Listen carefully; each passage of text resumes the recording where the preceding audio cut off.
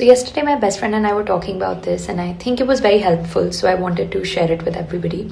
So I've been taking therapy for a year now. In fact, my therapist and I will celebrate our yearly anniversary soon. And I think that's crazy because I've been trying to take therapy since I was in college, and I had my mental health issues start kind of then. And I was never consistent for two reasons. Number one, I felt like I didn't find the right therapist. And number two is that I was very impatient. So I would do 2-3 sessions and I would be like, hey, I'm not seeing a change. We're talking about the same thing. This is not making sense, or I'm feeling better, and I would fall off the bandwagon. I would just be like, I'm not doing this anymore. But I realized that after a year of taking therapy, it's not about that immediate change or an immediate revelation. It's building a relationship over time.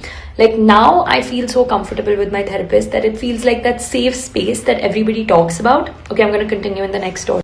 Yeah, so when everyone says that therapy is a safe space, you can say whatever you want to say, share anything. And it is true, you can do that. And I never knew that until now, because now after a year of building my relationship with my therapist, talking to her, she also understands my patterns and pulls out things from months, something I must have said months ago. And she would say, hey, remember when you said that, and now what you're saying, this feels like a pattern.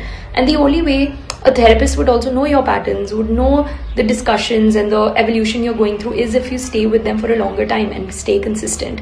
And it's hard for me to do that, and I left it so many times, and I now see the benefit and the change it's making to my life. So I just wanted to put this out there so that if anyone feels the same way, or is experimenting, or wants to take therapy, or is feeling like that, the one thing is that you need to stick through with it. And obviously therapy is expensive, it requires resources, so it's really sad that not everybody can access it. But if you can, then make sure to stick through with it and build that relationship just like you would build a friendship. And lastly, I know you're going to text me and say, can I get your therapist's number?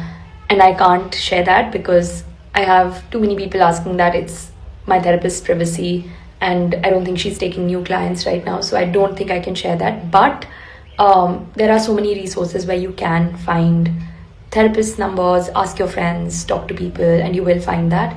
Another last thing that I would like to say is that I didn't know this, but finding a good therapist takes a lot of time. There are, in my opinion, with no offense, a lot of unqualified or bad therapists out there as well. So it is hard. But I feel like the few factors that I have realized, because I've taken so many I've spoken to so many therapists, and I've identified what was good and what was bad. So one good thing is therapists who remember details, they pay attention and they remember what you've said in the last session. And number two is that who don't jump to conclusions, because a lot of therapists just jump to conclusions and you're like,